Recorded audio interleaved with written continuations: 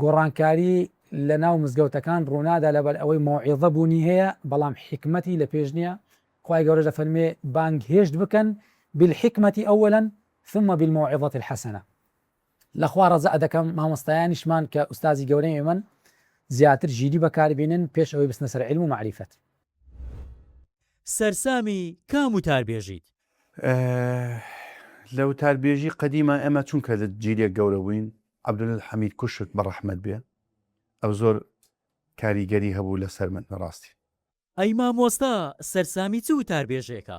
لە دنیاە لە کوردەکانیان لە غەیری کوردیان لەسی سوە پرسیارەکە هەم لە کوردستان هەم لە دەرەوە لە ناوخۆ وەک سەرسام ئەستەمە سەرسامی هیچ کەسایەتێک بووم بەڵام پێم خۆشە بە شەرەفمەندەوە بگەم بە ئاستی قوتابی ئەوان و پێم خۆشە بوونیان زیاد کە هاوشێوەیان زیادکە لەو سەرسامی بەس بە عەبدولحەمید عەبدولعەزیز کشک سەرسامم چکە بەڕاستی ئاستەکی بێغایەت بەرزیەیە خوا قەبری پڕنوورکە ئەمن دەزانم قیمەتی ئەو زەلامەی بە مردووەتی لە گۆڕدا چەند زیندووە لە ژیاندا و ئوستازەکانی من هەریەکی ئەهلی اختصاصن. لەو نمونە ئەگەر ئوستازەکەمە بی لە زمانی عەرەبی لە ئەهلی نەحوی ئەوە دکتۆر محەممەد فاضل سامڕائیە ئەویش مایە و خەڵکی عێراقە خوا تەمەنی پانکە و بەرەکەتدارکە لە عین لەسەر ئاستی گۆی زەوی نمونەیان کەمە. لەو نمونە لە علومی جیۆلۆجیا لە طبقات الأرض دکتۆر زەغرول نەجارە. لەو نمونە لۆ عمومی زمانی عەرەبی دکتۆر محەممەد شەملولە. لەو نمونە لۆ علمی ئیدارە دکتۆر تارق سوەیدانە. بۆ نمونە لە فیزیا بوار زۆرن مەسەلەن دکتۆر سەبری دمرداشە.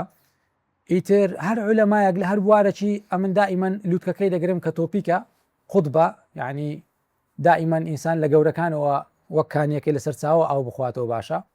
ئوستازی هەموو ئوستازەکانیش معلمی عەظەممان محەممەد المستەفایە کە ژیان نامەی بەڕاستی هەتا مردنێدی ڕاست بکرێکەمە لە کوردەکانیش مامۆستای بەڕێزمان زۆر وەچ مامۆستا محەممەد فایق شارەزویری و هاوشێوەکانی خوای گەورە بوونیان زیاد کە و هاوشێوەیان بەرەکەتداک.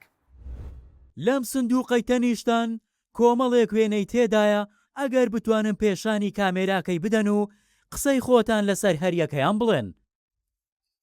وامزانیشتی تریکە ئەفرماکسۆ